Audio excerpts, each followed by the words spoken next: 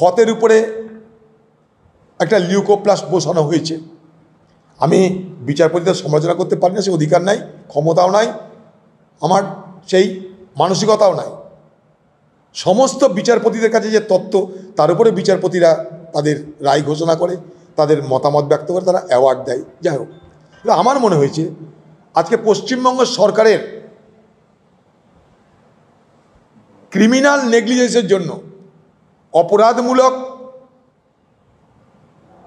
উদাসীনতার জন্য, এই উদাসীনতা ক্রিমিনাল নেগলিজেন্স, ক্রিমিনাল ইনডিফারেন্স,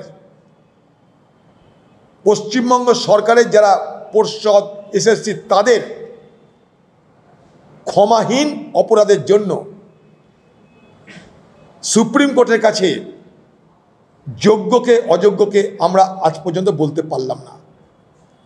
আর তার ফল ভুগতে হচ্ছে শিক্ষক শিক্ষিকা কুলকে। এখন ক্ষতের উপরে লিউকোপ্লাস্ট দিয়ে ডিসেম্বর পর্যন্ত চলতে পারে, তারপর কি হবে আমরা কেউ জানি না। আরে ডিসেম্বর পর্যন্ত এই ভাঙা মন নিয়ে, ভাঙা হৃদয় নিয়ে, ভাঙা মানসিকতা নিয়ে শিক্ষক শিক্ষিকারা ছাত্রদের কি পড়াবেন আমার জানা নাই।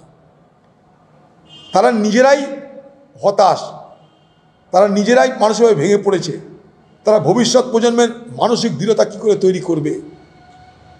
এখনও যদি গিয়ে চালাকিটা না করে, এটা মধ্যশিক্ষা পর্ষদের পক্ষ থেকে চালাকি করে কি বলা হলো, ছাত্রছাত্রীদের অসুবিধা হচ্ছে, তাই শিক্ষকদেরকে সেখানে যেন পড়ানোর সুযোগ দেওয়া হয়। তো সুপ্রিম কোর্ট বলবে যে বাচ্চারা না পড়ুক, আমার দেখার দায়িত্ব নাই?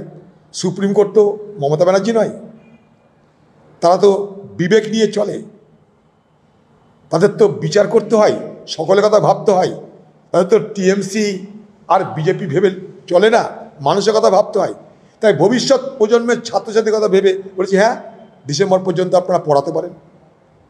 সেখানে তো রাজ্য বলতে পারতো আমরা শুধু পড়াবই না, এদেরকে আমরা যোগ্য মনে করছি, কারণ সুপ্রিম কোর্ট তো বলেই দিয়েছে যে ডিসেম্বর পর্যন্ত পড়াতে পারেন। এ কথা তো বলেনি যে ডিসেম্বর পর্যন্ত অযোগ্যদের দিয়ে পড়াতে পারেন। যাদেরকে বলছেন ডিসেম্বর পর্যন্ত পড়াতে পারে, তারা বাই ইমপ্লিকেশন যোগ্য বলেই তো তাদেরকে বলছে, বাই ইমপ্লিকেশন তারা যোগ্য। অর্থাৎ যদি তারা যোগ্যই হয় তাহলে ডিসেম্বর কেন? কেন সারা জীবন না? কেন সারা জীবন না? সেই কথাটা গিয়ে বলতে পারেন সুপ্রিম কোর্টে। আরে বাংলার মুখ্যমন্ত্রী, আপনি নাকি কদিন আগে বলছিলেন আপনি নাকি বিরাট ল পাস করেছেন, আইনে আপনি বিশারদ, যেমন কবিতা লেখেন, যেমন নাটক করেন, যেমন গান লেখেন, আপনি কি বিরাট আইনও জানেন। তো আপনি নিজে গিয়ে সুপ্রিম কোর্টে একটু বলুন না যে আমি বাংলার মুখ্যমন্ত্রী, আমি লিওনার্দো দা ভিঞ্চির মতো সব জানি, আমি আইনও জানি। এবার আমার যুক্তি শুনুন। আমাদের ভুলে, আমাদের পর্ষদের ভুলে, আমাদের এসএসসির ভুলে এই হাজার হাজার ছাত্রদের বিপদ হয়েছে। আমি তাদেরকে উদ্ধার করার জন্য আবেদন করছি। ভুল মানুষের হতেই পারে। মাননীয় বিচারপতি, আপনারা আমাদের ক্ষমা করুন, ভুল আমাদের হয়েছে, আপনারা আমাদের ক্ষমা করুন। কারণ আপনারা আমাদের ক্ষমা না করলে আমাদের ভুলের জন্যে অকারণে এই হাজার হাজার ছাত্র, শিক্ষক শিক্ষিকার ভবিষ্যৎ অন্ধকার হয়ে যাচ্ছে। এই মহানুভবতা বাংলার মুখ্যমন্ত্রী দেখান না একটু। আপনি না বলেন মা মাটি মানুষের নেত্রী, তো মা মাটি মানুষের নেত্রী হয়ে সুপ্রিম কোর্টে গিয়ে এই দাবিটা করুন না। সারা ভারতবর্ষে আপনার জয় জয়কার হবে। সারা ভারতবর্ষে আপনি একজন আদর্শ মুখ্যমন্ত্রী হিসাবে নিজেকে প্রতিষ্ঠিত করতে পারবেন। আপনি যান।